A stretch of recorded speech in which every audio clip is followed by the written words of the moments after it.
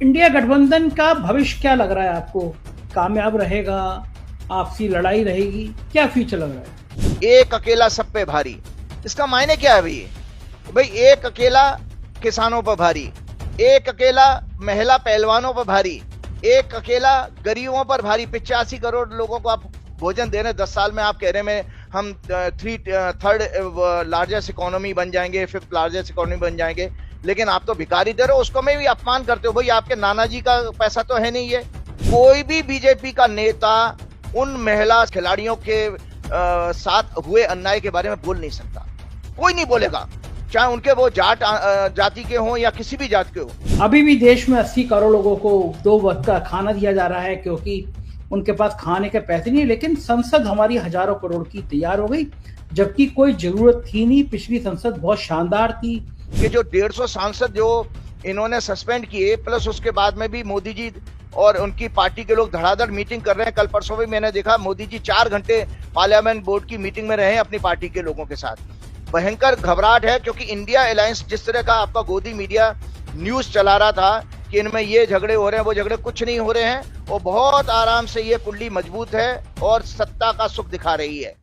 4 PM में आपका, और पिछली बार पिछले प्रोग्राम में हमने संसद की चर्चा करी थी, क्योंकि जब पार्लियामेंट बनी थी, उद्घाटन हुआ था, तो मैंने आपसे शो किया था और अप्रत्याशित रूप से आपने बहुत भयंकर भयंकर बात कही थी। आपने कहा था कि यह पार्लियामेंट का जिस क्षण इसका मुहूर्त हुआ है या जिस क्षण इसकी शुरुआत नींव पड़ी है, वो काल अच्छा नहीं था।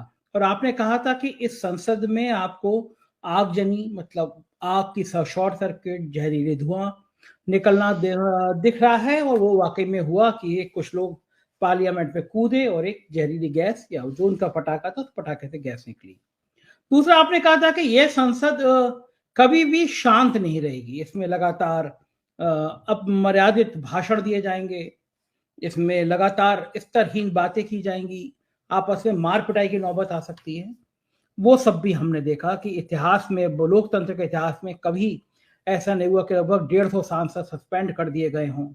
इस हद तक निर्लज्जता का परिचय हुआ हो। पूरी दुनिया में हैरानी की बात थी कि इंडिया में पार्लियामेंट में हो क्या रहा है। तो पार्लियामेंट को लेकर जो जो बातें आपने की थी, वो उसमें काफी अंश तक मिलती जुलती नजर आ रही हैं।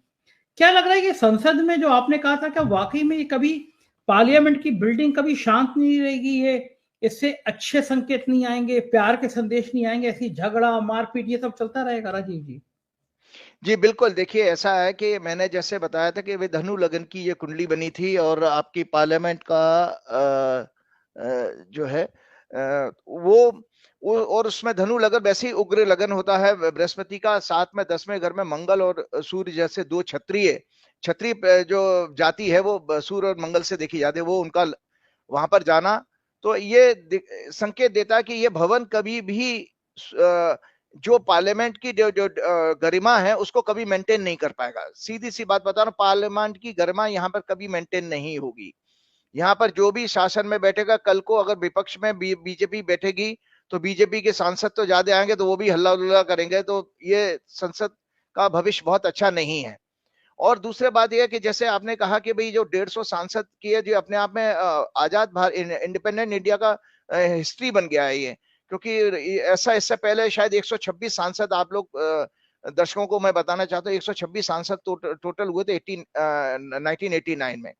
तो और सांसद का जो निलंबन, आप जानते हैं कि डेमोक्रेसी का गला घोटना जैसा, क्योंकि एक सांसद 5 लाख से 10 लाख की पब्लिक को रिप्रेजेंट करता है और उनको बाहर कर देना, और जिस तरह का जो ये सब शुरू हुआ है तो हमारे सबके सामने। और सबसे बड़ी बात यह है कि मैं आपको बार बार दर्शकों को एक ही कुंडली क्यों दिखाता हूं कि आप मेरी बातों को हमेशा इस जरा ध्यान से सुनिए। बहुत कई वर्षों की रिसर्च है मेरी। जो भाजपा की कुंडली, मैंने कहा कि ये भाजपा का चाल चरित्र आचरण कभी भी अच्छा नहीं होगा। तो चाल चरण आचरण कभी अच्छा नहीं होगा, मतलब कभी डेमोक्रेसी की ये जो है रेस्पेक्ट कर ही नहीं सकते। तो मूल रूप से जो सत्ताधारी पार्टी है उसने ही ये उसके जो नेता ने ही इसका उद्घाटन किया और उन्होंने ही बनवाया। तो ये कहते हैं ना कि भाई अगर आप दुष्चरित्र हैं या आपका बैड इंटेंशंस है, मेलाफाइड इंटेंशन है, तो वो काम कोई भी अच्छा नहीं होगा, उसमें शुभता आ ही नहीं सकती है। तो ये इसका भविष्य आगे भी अच्छा नहीं रहेगा, ये मैं आज भी इस बात पर कायम। हाँ ठीक बात है राजीव जी, और ये बड़ा दुर्भाग्य है लोकतंत्र के लिए कि आप लगभग 150 सांसद सस्पेंड कर दें, उनको बहाल ना करें। और कांग्रेस के टाइम में जो आपने जिक्र किया वो 63 सांसद थे, एक ही दिन बहाल किए गए, वो सस्पेंड किए गए थे, लेकिन अगले दिन बहाल कर दिए गए थे। वो लड़ाई लंबी नहीं चली थी। अब पार्लियामेंट के अंदर पहले विधूड़ी का भाषण सामने आया, जो आप कह रहे थे कि बहुत लज्जाजनक बातें होंगी, शर्मनाक बातें होंगी, नकारात्मक बातें होंगी, तो वो सब दिखा हमें कि विधूड़ी ने जिस तरह का एक निर्लजता का परिचय दिया, एक स्तरहीन बात करी, एक समुदाय को आहत करने वाली बात की, देश में सांप्रदायिक माहौल पैदा करने की बात की, वो इस नई पार्लियामेंट में दिखा। लेकिन राजीव जी, हजारों करोड़ रुपए खर्च करके बनाई गई है पार्लियामेंट। देश में कोरोना काल में पार्लियामेंट का काम रुका नहीं, लोग तड़प तड़प के मर रहे थे, दवाएं नहीं थी, ऑक्सीजन नहीं था, लेकिन पार्लियामेंट हमारी शान से बन रही थी। अभी भी देश में 80 करोड़ लोगों को 2 वक्त का खाना दिया जा रहा है क्योंकि उनके पास खाने के पैसे नहीं है, लेकिन संसद हमारी हजारों करोड़ की तैयार हो गई, जबकि कोई जरूरत थी नहीं। पिछली संसद बहुत शानदार थी, ऐसी कोई कमी नहीं थी, मजबूत बिल्डिंग थी। पता नहीं क्यों हमारा प्राइम मिनिस्टर को लगा कि एक उनका नाम होना चाहिए कि यह पार्लियामेंट बनाई किसने है, तो मोदी जी का नाम होना चाहिए। तो क्या ये मोदी जी का नाम इस तरह खराब चीजों में आएगा कि भाई एक पार्लियामेंट है जहां पे एमपी लड़ते रहते हैं, 150 एमपी निकाल दिए जाते हैं? क्या ये हमेशा ऐसे ही रहेगा राजीव जी? देखिए, बिल्कुल हमेशा ऐसा ही रहेगा। और दूसरा बात, आप जिन नेताजी का नाम ले रहे हैं जिन्होंने ये संसद बनाई है, उन्होंने वो 3 राज्यों के जैसे तैसे उन्होंने चुनाव जो जीते हैं, वो अब उस पर क्या हम बार बार डिबेट करें, वो पब्लिक सब जानती है। तो उसके बावजूद भी आप देखिए वो अशांत क्यों है, उनके अंदर पीस क्यों नहीं आई, वो खुश क्यों नहीं दिखते हैं?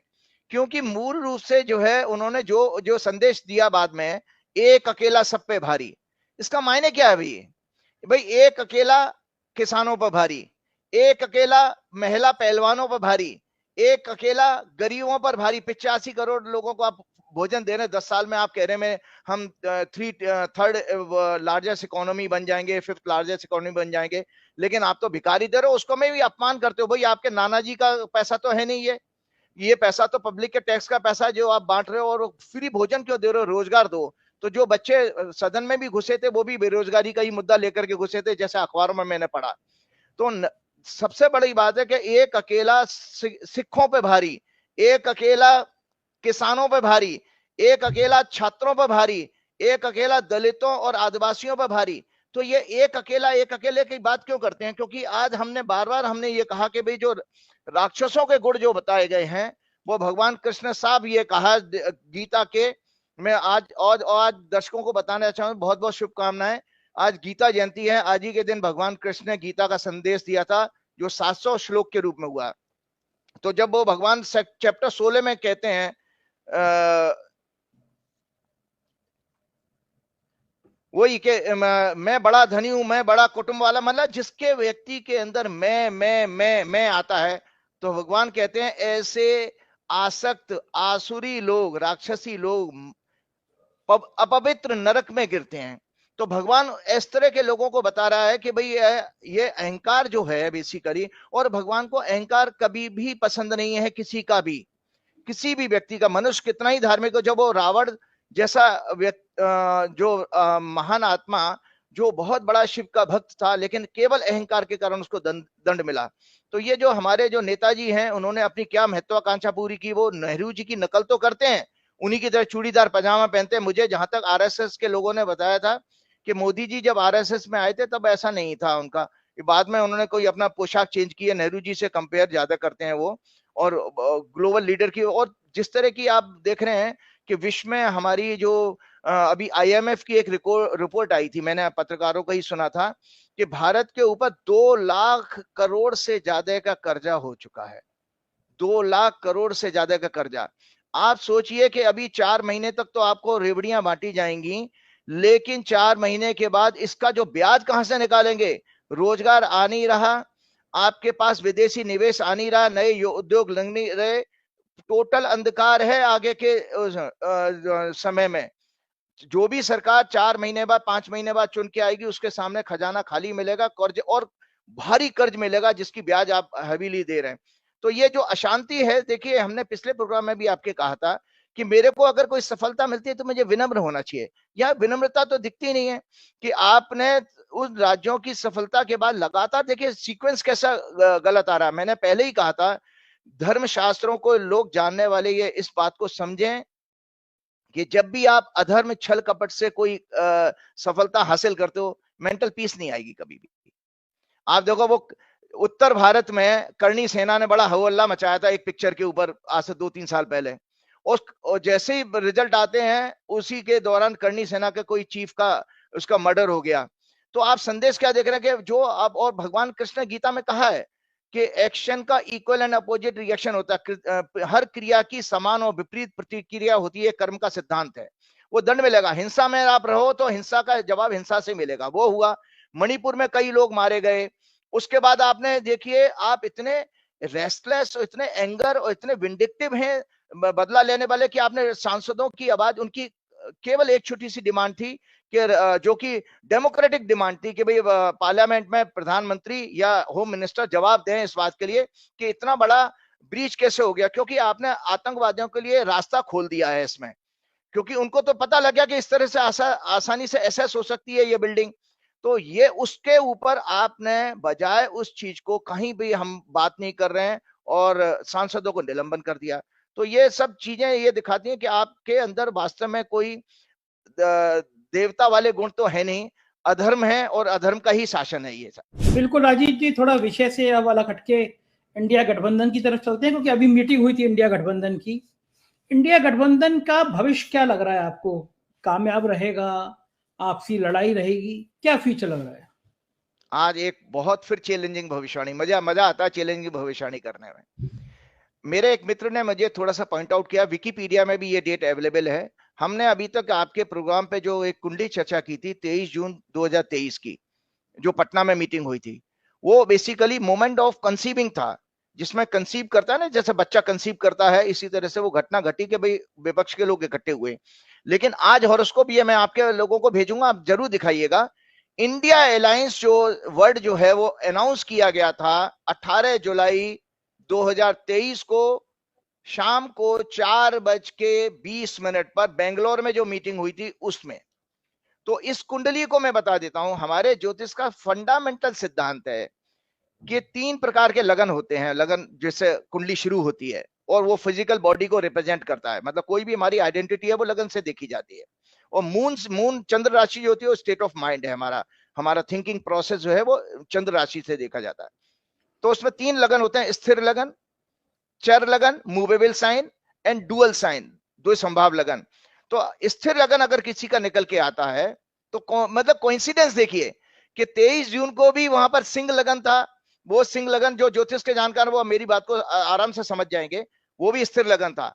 और 18 जुलाई 2023 को मंगल का लगन, वृश्चिक लगन मिला, वो भी स्थिर लगन है, क्योंकि स्थिर लगन 5, 8, 11 होते हैं। तो ये स्थिर लगन 2, 5, 8, 11, तो स्थिर लगन। और इसका लगन का स्वामी 10वें घर में मंगल में बैठा, 10वें घर में बैठा, सत्ता के घर में। 7वें चौथे घर में प्रजातंत्र का कारक, डेमोक्रेसी का कारक शनि भी है। तो मैं आज आपको बता रहा हूं, अगर इस कुंडली के आधार पर मैं बताता हूं कि इंडिया अलायंस को सत्ता मिलने का संकेत दिख रहा है ग्रहों के कारण। इतनी मजबूत कुंडली, इतनी मजबूत, मतलब कांग्रेस की कुंडली से भी ज्यादा मजबूत कुंडली है ये। अच्छा, हाँ, कांग्रेस की कुंडली से भी ज्यादा मजबूत, क्योंकि ये तो सीधा सीधा राजयोग हो गया। राजयोग का सिद्धांत ये होता है, जो संजय जी ज्योतिष में आप भी मेरे से बात करते हुए ज्योतिष सीख जाएंगे, कि अगर लग्न और केंद्र और त्रिकोण का संबंध बन जाए तो राजयोग होता है। तो लगन जो है केंद्र भी है और त्रिकोण भी है, और उसका स्वामी मंगल यहाँ 10वें घर में बैठा, और 10वें घर में मंगल दिग्बली होता है, मतलब डायरेक्शनल स्ट्रेंथ मिलती है। तो ये कुंडली, अगर ये कुंडली, ये जो विकिपीडिया से मैंने डेटा लिया था और कंफर्म भी कर लिया मैंने एक पत्रकारों से कि 18 जुलाई को ही अनाउंसमेंट हुआ है। तो जो आप गठबंधन की बात करें, मैं तो राजयोग देख रहा हूं। और ये यही कारण है कि ये अगली सरकार इंडिया गठबंधन का उसमें रोल होने वाला है। कितनी रोल सीटें होने वाला आएंगी, है, बनने वाली है? रोल होने वाला है, बनने बनने वाली वाली है, मतलब वही उन्हीं की सरकार बनने वाली है इस कुंडली के आधार पर। जितनी भी पॉलिटिकल कुंडली में पॉलिटिशियंस की अमूमन देखता नहीं हूं, इसलिए क्योंकि उनके डेटा गलत होते हैं। तो मेरे पास कांग्रेस की कुंडली है, भाजपा की कुंडली है और इंडिया अलायंस की कुंडली है। तो इन तीनों कुंडलियों में कांग्रेस की कुंडली से भी ज्यादा है, भाजपा की कुंडली से ज्यादा अच्छी कांग्रेस की कुंडली, कांग्रेस की कुंडली से ज्यादा अच्छी इंडिया अलायंस की कुंडली। ये कुंडली आने वाले टाइम में, और यही कारण है, देखिए एक फियर है इन लोगों के अंदर कि जो 150 सांसद जो इन्होंने सस्पेंड किए, प्लस उसके बाद में भी मोदी जी और उनकी पार्टी के लोग धड़ाधड़ मीटिंग कर रहे हैं। कल परसों भी मैंने देखा मोदी जी 4 घंटे पार्लियामेंट बोर्ड की मीटिंग में रहे अपनी पार्टी के लोगों के साथ। भयंकर घबराहट है, क्योंकि इंडिया अलायंस जिस तरह का आपका गोदी मीडिया न्यूज चला रहा था कि इनमें ये झगड़े हो रहे हैं, वो झगड़े कुछ नहीं हो रहे हैं, और बहुत आराम से ये कुंडली मजबूत है और सत्ता का सुख दिखा रही है।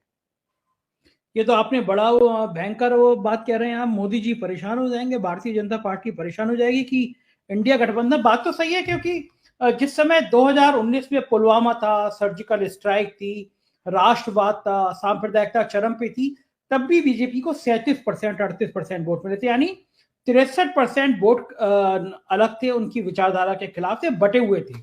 और इंडिया गठबंधन का डर यही है कि इंडिया गठबंधन में वो 63% इकट्ठे हो गए तो पूरा सीन बदल जाएगा, ये मानते हैं। तो आपको क्या लगता है कि अगर ये आपको ये जितने बिखरे हुए लोग हैं ये सब आपको एक मंच पर आते हुए दिखाई दे रहे हैं, इसका मतलब कि इंडिया गठबंधन बिल्कुल स्थिर लगन का संजय जी मतलब ये है कि हमारे कोई भी जैसे कोई कुटुंब भी होगा ना, उसमें एकता रहेगी, उसमें बिखराव होगा ही नहीं। अगर ये कुंडली अगर ठीक है, आपको इसका एक छोटा सा उदाहरण मैं बताता हूं। जब भारत की आजादी का समय निकाला गया था तो 2 जोशी, मैंने आपके प्रोग्राम में ही कहा, 2 जोशी बुलवाए गए थे, पंडित हरदेव शर्मा शास्त्री और सूर्य नारायण व्यास उज्जैन वाले, और पाकिस्तान को उन्होंने, अंग्रेजों ने अपनी मर्जी से उनका अनाउंसमेंट कर दिया था। तो हमारे जोशियों ने, राजेंद्र प्रसाद जी ने इनवाइट किया था, तो उन्होंने ये इसी चीज का ध्यान रखा था, जिस सिद्धांत को मैं बता रहा हूं। उन्होंने कहा भाई स्थिर लगन में हम जो है भारत की आजादी लेंगे। तो टॉरस लगन में, भारत की 2 नंबर लगन होता टॉरस, उसमें आजादी दी गई। इसीलिए अच्छा, उसमें भी ये सब देखा जाता था। बिल्कुल, क्योंकि सिद्धांत है ना ज्योतिष का। तो आप देखिए, इसका प्रत्यक्ष प्रमाण यह है कि पाकिस्तान के 2 टुकड़े हो गए, मतलब एक साथ 2 आजाद हुए हैं, उनका ये बांग्लादेश बन गया उनके अंदर से। हमारे यहाँ 2 टुकड़े नहीं हुए आज तक भी। आप 75 साल से ज्यादा हो गए आपकी आजादी को, वो इसीलिए क्योंकि स्थिर लगन लिया गया था आपका वहां पर उस समय कैलकुलेशन में। तो उसी लगन के आधार पर मैं कहता हूं कि इंडिया गठबंधन में कितना ही छोटी मोटी बातें हैं, वो परिवार में होती भी हैं, सबको अपना बात कहने का हक है। अच्छा फैमिली वही कही जाती है जहां एक दूसरे को सुना जाए, तो वहां पर ओपननेस है। बीजेपी की तरह से नहीं है कि उन्होंने हाँक दिया एकदम किसी भेड़ चाल की तरह से। अब जैसे आप देख रहे हैं कि कहां पर हमारे उपराष्ट्रपति महोदय अपनी जाति बता रहे थे वहां खड़े होकर के। पहली बात तो उनके ऊपर इंपीचमेंट का केस बनता है, क्योंकि जो संवैधानिक पद पर बैठा हुआ सदन के अंदर अपनी जाति नहीं कह सकता। ये लोगों को इस पर केस दाखिल करना चाहिए उनके खिलाफ, इंपीचमेंट का, क्योंकि उपराष्ट्रपति तो इंपीच हो सकते हैं। दूसरा बात कि आप जिस जाति का नाम आप ले रहे थे, आज उन जात की बच्चियों के साथ आप देखिए, कल किसी ने वो अपने बेचारी ने संन्यास ले लिया, महिला पहलवान ने, और दूसरे ने अपनी पद्मश्री उपाधि वापस लौटी, और पूरी जात हमारी खामोश है। और उसके साथ मजे की बात देखो, ये मैं भेड़चाल वाली बात कह रहा हूं, कांग्रेस में भी है थोड़ा सा इस तरह का सेंट्रलाइज पावर, लेकिन फिर भी ओपननेस है। लेकिन बीजेपी में ओपननेस नाम की कोई चीज नहीं है, जीरो। कि कोई भी बीजेपी का नेता उन महिला खिलाड़ियों के साथ हुए अन्याय के बारे में बोल नहीं सकता, कोई नहीं बोलेगा, चाहे उनके वो जाति के हों या किसी भी जात के हो। तो आप देख रहे हो लगातार इसी तरह रमेश बिदुड़ी जी ने कुछ कह दिया, वहां पर भी कोई नहीं कुछ बोल रहा है। 150 सांसद आपने, मतलब हर काम में आप देखिए कि जो भी इन्होंने अपराध किए हैं, वो सारी पार्टी एक लाइन ले लेती है। महिलाएं कहां चली गई आज, वो कहां चले गए, इनके जो समर्थक गोदी मीडिया के लोग कहां चले गए। इन बच्चियों के साथ अन्याय हो रहा है, मैं 2 दिन से ये लगातार टीवी दिखाने की कोशिश कर रहा था, डिबेट सुन रहे हैं, और वो कहां चले गए अक्षय कुमार, कहां चले गए सचिन तेंदुलकर, कहां चले गए। ये सब लोग स्वार्थी लोग हैं जो सत्ता के साथ मलाई तो खाते हैं, लेकिन आम समाज के साथ जुड़ना पसंद नहीं करते हैं। तो ये आपको मैं फिर वापस निश्चित कर रहा हूं कि इसीलिए मैंने उदाहरण इंडिया के आजादी का दे दिया कि वो भी स्थिर लगन था, और स्थिर लगन में ही इंडिया अलायंस पहली मीटिंग भी स्थिर लगन में हुई है। कोइंसिडेंस है, इन लोगों को ज्योतिष किसी जोशी को नहीं पूछा होगा उन्होंने, मैं पक्का मानता हूं। और दूसरी बेंगलोर में भी मीटिंग, तो ये तो भाई शासन में आ रहे हैं वापस। बड़ी बात कही आपने। दूसरा एक महत्वपूर्ण बात यह है इस बीच में कि राहुल गांधी प्लान कर रहे हैं भारत जोड़ो यात्रा पार्ट 2 निकालने के लिए। अगर राहुल गांधी फिर यात्रा निकालते हैं तो ये यात्रा कैसी रहेगी? देखिए, मैंने आपको पहले ही बताया था कि कांग्रेस की जो कुंडली है वो 2 जनवरी 1978 को कांग्रेस बनी थी, और ये जरूर करना चाहिए। बार बार मैंने आपके प्रोग्राम में एक चीज को हमेशा मेंटेन किया है, मैंने कभी भी किसी प्रोग्राम में नहीं कहा कि राहुल गांधी के अंदर प्रधानमंत्री पद का कोई योग है। राहुल गांधी को मैंने हमेशा प्रोजेक्ट किया कि राहुल गांधी बेसिकली एक सेंटली फिगर है। उसकी जो कुंडली में जन्म का बृहस्पति प्रभावित हो रहा है गोचर के बृहस्पति से, तो उसको इसी तरह के धर्म कर्म और नेटवर्किंग में जाना चाहिए। जो हमारी भारत जोड़ो यात्रा किसी भी प्रकार की यात्रा, ज्योतिष में, ज्योतिष के प्रेमियों को बता देता हूं, तीसरे घर से यात्रा देखी जाती है। Third house is house of journey. तो राहुल गांधी की कुंडली में बृहस्पति तीसरे और 11वें भाव को एक्टिवेट कर रहे हैं, तो राहुल गांधी को ये यात्रा निकालनी चाहिए। और राहुल गांधी की इस यात्रा से लाभ ही लाभ होगा, क्योंकि उनकी हॉरोस्कोप में बेसिकली महात्मा गांधी जैसा फिगर जो है इवॉल्व हो रहा है। यही मैंने आपको पहले बार भी कहा था कि महात्मा गांधी का लगन और राहुल गांधी का लगन एक ही है। तो इसीलिए राहुल गांधी किंग मेकर तो बन सकते हैं, लेकिन किंग बनने में उनको परेशानी आएंगी। और अजात शत्रु, मैंने एक और बात कही थी, उनके 6वें घर में राहु है, तो उनकी जो स्ट्रेटेजी प्लानिंग है, जैसे कल के मैं बहुत देख रहा हूं मीडिया कितना भी उड़ा रहा है, उन्होंने नीतीश कुमार से बात की, बहुत अच्छी इस समय स्ट्रेटेजी बना रहे हैं राहुल गांधी। मतलब राहुल गांधी इतना बढ़िया इसमें स्ट्रेटेजी एंड प्लानिंग में इन्वॉल्व है, वही उनकी सबसे बड़ी खूबी भी है। तो 2 चीजें उनको हमेशा करनी चाहिए। एक तो लोगों के साथ संपर्क, लोगों के बीच में रहना चाहिए। मतलब उनको उनके वो सूट नहीं करता उनकी हॉरोस्कोप के अकॉर्डिंग। मैं आज कांग्रेस के लोग भी सुने इस बात को कि वहां पर वो इलेक्शन की रैली को, स्पीच को संबोधित कर रहे हैं, वो नहीं, वो मासेस के साथ मास कांटेक्ट में चले जाएं, जैसे भारत जोड़ो यात्रा जैसी। उसी से उनका कद भी बढ़ेगा और पार्टी को उनकी फायदा होगा।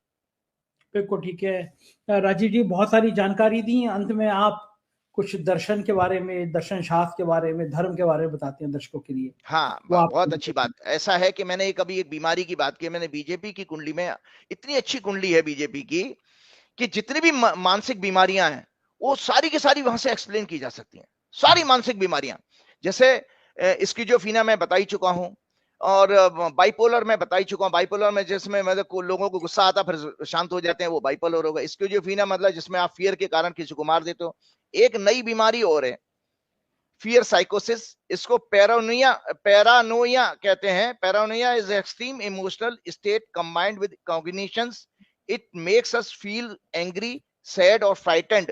Continuous suffering with this changes our gastric juices, hormones, breathing and sleep pattern in our body। तो ये जो बीमारियां हैं ये एक तरह से डिप्रेशन की तरफ भी लेके जाती हैं। भाई है तो माइंड की चीजें। और एक मानसिक बीमारियों के लिए मैं ज्योतिष के कुछ कॉम्बिनेशन बता देता हूं, क्योंकि ज्योतिष में कुंडली के आधार पर ही हम देख लेते हैं कि बीमारियां, मानसिक बीमारियां किसको हैं किसको नहीं होंगी। तो मून जो है, it is the significator of mind. Its strength और weakness reflect the state of mind. It signifies our attachment, feelings, emotional reactions, mental compatibility with others. और दूसरा है बुद्ध को माना गया है, क्योंकि बुद्ध हमारा, it signifies our nervous system, academic discipline, जो एजुकेशन है वो भी देखिए, रेशनैलिटी, लॉजिक एंड इंटेलेक्ट। और इट हैज अच्छा, तीसरा माना गया जुपिटर को, it signifies maturity and wisdom. 5वां घर कुंडली का, आज इसीलिए मैं घुमा करके लेकर के आऊं, ज्योतिष से भक्ति को जोड़ने की कोशिश करूं। हमारी आपकी कुंडली का ये जो 5वां घर है, ये 5वां घर होता है, ये आपका पूर्व पुण्य भाग का है। मतलब आपकी जब आत्मा एंटर करती है, जब मनुष्य का जन्म होता है तो आत्मा यहां से एंटर करती है, यहां से एंटर करती है। सो 5वां घर भक्ति का है, 5वां घर शिक्षा का भी है, 5वां घर ज्योतिष का भी है। तो इमोशनल हेल्थ के लिए 5वां घर माना गया है। और 5वां घर है, it signifies fascination, thinking, logic and wisdom, planning for a sound mental health. 5th lord and 5th house should be strong and unafflicted. तो ये होना चाहिए। अब आप ये देखिए 5वें घर से भक्ति भी आती है। तो आज दर्शकों के लिए मैं बताता हूं, दर्शकों को गीता जयंती की बहुत बहुत शुभकामनाएं। भगवान कृष्ण ने आज ही के दिन अर्जुन, जो कि मेंटली बिल्कुल हताश निराश हो चुका था, और इतना टैलेंटेड आदमी, इतना बड़ा धनुर्धर, और उसको उन्होंने जो ज्ञान दिया, आत्मज्ञान, वो गीता का ज्ञान 700 श्लोक में है और 18 चैप्टर हैं। और इस गीता को महर्षि वेद व्यास जी ने लिखा था। और वर्तमान में ये देखिए आत्म, इसमें लिखा है अर्जुन जो हताश निराश हो चुके थे, आत्मज्ञान के द्वारा उनका मार्गदर्शन किया। ये संवाद 700 श्लोक और 18 चैप्टर में है। इस ग्रंथ की रचना महान युग दृष्टा महर्षि वेदव्यास ने की थी। वर्तमान में इस महान ग्रंथ की उपेक्षा के कारण ही समाज में अधर्म दुष्परिणाम दिखाई देने लगे हैं। गीता ज्ञान को व्यवहारिकता में लाने की अत्यंत आवश्यकता है। ये मनुष्य के चरित्र निर्माण में और राष्ट्र निर्माण में सहायक सिद्ध हो सकती है। और मैं एक और बात बताता हूं, देखिए गीता जगत जननी है और किसी को निराश नहीं करती। यहां भगवान ने किसी भी देश, क्षेत्र, जाति या आस्था की बात नहीं कही है। उन्होंने वहां पर जीव, जगत और परमात्मा, तीन ही कैरेक्टर है इसके अंदर, और 4 कैरेक्टर और भी हैं। एक तो है धृतराष्ट्र अंधे, दूसरे दिन को दिव्य दृष्टि प्राप्ति थी संजय, मनुष्य के रूप में जीव के रूप में थे आपके अर्जुन, और परमात्मा के रूप में आए आपके भगवान कृष्ण। तो इसीलिए जो लोग इग्नोरेंट है वो धृतराष्ट्र आपको अपने आप को मान कर रखे। तो ये कहते हैं किसी जाति या आस्था की बात ना करके केवल स्वयं और समस्त मानव जाति के कल्याण की बात की है। उन्होंने अर्जुन को निमित्त बनाकर जीव जगत और ईश्वर का ही व्याख्यान किया है। आध्यात्मिक जीवन जीने के लिए जिस आध्यात्मिक शक्ति की आवश्यकता है वह गीता में ही उपलब्ध है। आध्यात्मिक अनुभवों में प्रगति करने का ज्ञान एवं आध्यात्मिक साधना के रहस्य जानने का ज्ञान भी गीता में ही है। क्योंकि सत्य को आप तब पहचान पाओगे जब परमात्मा की बात सुनोगे। क्योंकि सत्य से धर्म की रक्षा होती है, दान से दया बढ़ती है, क्षमा से धर्म स्थिर रहता है, क्षमा करने वाला सदैव धर्म में रहता है, क्रोध से धर्म का नाश होता है, झूठ, हिंसा, हठ से अधर्म बढ़ता है। इसी के बाद में आपको एक गीता का श्लोक के साथ बात समाप्त करता हूं। जो बाद में भगवान ने, देखिए मजे की बात, सारी बात कहने के बाद 700 श्लोकों तक उनका संवाद हुआ है। उसके बाद में उन्होंने देखा अर्जुन अभी भी मोटिवेट नहीं हो पा रहा है, तो लास्ट में भगवान ने जो बात कही है वो हम सब लोगों के लिए लागू होती है। चैप्टर 18 में श्लोक नंबर 66 है, सर्वधर्मान परित्यज्य मामेकम शरणम व्रज अहम त्वा सर्व पापेभ्यो मोक्षयिष्यामि मा शुचः। हे अर्जुन, संपूर्ण धर्मों को अर्थात संपूर्ण कर्तव्य कर्मों को त्याग कर तू मुझ सर्वशक्तिमान में अपना जो है ध्यान लगा, मेरी शरण में आ जा, मैं तुझे सारे पापों से मुक्त कर दूंगा। तो इस तरह से मैं दर्शकों को पुनः बात करता हूं कि ये गीता ही है जो आपको राक्षस और देवताओं के बारे में अंतर बताती है, और बाकी सब चीजें अष्ट सिद्धि नवनीत के दाता अस्वर दीन जान की माता। और सबसे बड़ी बात वहां तुलसीदास जी, और गीता को समझने के लिए भक्ति की आवश्यकता है, तो बिना हनुमान जी के प्रसन्न हुए भक्ति आएगी नहीं। तो वो शुरुआत करते हैं हनुमान चालीसा के, श्री गुरु चरण सरोज रज, और आखिर में आकर क्या कहते हैं, कृपा करो गुरुदेव की नाई। जय श्री राम, जय हनुमान। बहुत बहुत शुक्रिया।